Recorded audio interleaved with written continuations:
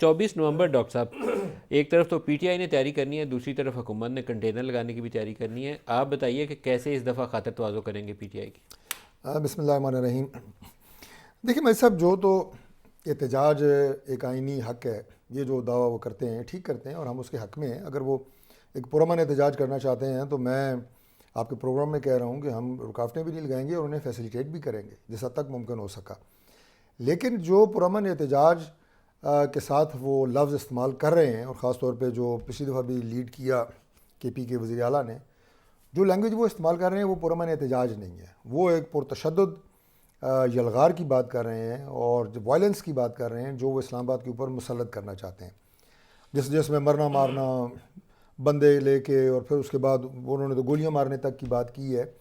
اور یہ سین کریٹ کر کے خدا نخواستہ اگر کوئی جان جاتی ہے، اللہ نہ کرے کہ کبھی ایسا ہو، تو وہ پھر اس کا بینیفٹ لینا چاہتے ہیں. یہ ان کے اصل عزائم ہیں. تو آپ یلغار کی تیاری کر رہے ہیں؟ نہیں، ہم نے ہماری ذمہ داری کیا ہے. ہماری ذمہ داری یہ ہے کہ اسلام آباد کو، جو ڈپلومیٹس کا شہر ہے، جو جہاں پہ سینسٹیو ترین ہمارے ادارے ہیں، بلڈنگز ہیں، ان کی حفاظت، اس کے ساتھ ساتھ اسلام آباد کے جو شہری ہیں ان کے جان و مال کی حفاظت اور ان کے آئینی حقوق کی حفاظت، کہ وہ اپنی مرضی سے، آزادی سے اپنی جس جگہ چاہیں گھوم پھر سکیں. نہیں، گھوم تو نہیں سکتے نا جب آپ میں کنٹینر تو لگا یہی رہے ہیں. عرض کر رہا ہوں تو نا. آپ پھر یلغار روکنے کے لیے وہ رکاوٹیں لگائیں گے؟ یلغار جب ہم روکنے کے لیے ایڈمنسٹریٹو میئرز لیتے ہیں، جن میں سے ایک یہ ہے کہ آپ جو ہے وہ انٹریز کو ریسٹرکٹ کرتے ہیں اسلام آباد کی آؤٹر باؤنڈری میں بھی، اور انٹرنل موومنٹ کو بھی ریسٹرکٹ کرتے ہیں، تو اس سے یہ متاثر ہوتے ہیں. یہ ماننے والی بات ہے. سارے لیکن داخلی یہ راستے کر کون بند رہا کر ہے جب ہر 15 دن بعد جناب تحریک انصاف حملہ آور ہوتی ہے اسلام آباد کے اوپر، تو پھر مجبوراً یہ میئرز لینے پڑتے ہیں. میں تسلیم کرتا ہوں.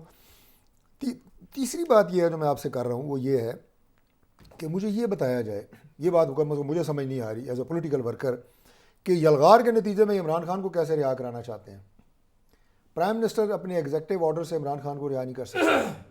یہ ہمیں اگر دباؤ میں لا کے کرنا چاہتے ہیں نا، ہم چاہیں بھی تو نہیں کر سکتے، عدالت نے رہا کرنا ہے. پہلی بات تو یہ ہے. ان کے خیر دباؤ میں آتا کون ہے؟ ہم نے پتہ ہے، یہ بازو ہمارے آزمائے ہوئے ہیں. دوسری بات یہ ہے کہ ایک ہی جو یلغار ہے اس کے نتیجے میں جیل سے قیدی رہا ہوئے تھے، اور وہ بنو کی جیل پہ دہشت گردوں کا حملہ تھا جنہوں نے جیل توڑی اور اپنے ساتھی بھگا کے لے گئے. تو اب یہ علی امین صاحب یہ چاہتے ہیں کہ یہ آئیں گاڑی پہ جیل بریک کریں اور گاڑی میں عمران خان کو بٹھا کے اڈیالہ سے لے جائیں. یہ بھی ان کا خواب ہی ثابت ہوگا. لیکن آخری میں جملہ کہہ دوں کہ ان کے پاس ایک ہی راستہ ہے، اور وہ ہے قانونی جنگ. اپنی قانونی ٹیم کو تگڑا کریں. یہ آپ کے اسٹوڈیو میں یہاں سے باہر نکلنے کا نا ایک دروازہ ہے، میں یہیں سے باہر جا سکتا ہوں. میں دیواروں کو ٹکریں ساری رات مارتا رہا ہوں، باہر نہیں جا سکتا. عمران خان صرف قانونی جنگ سے رہا ہوگا اور کوئی راستہ نہیں ہے.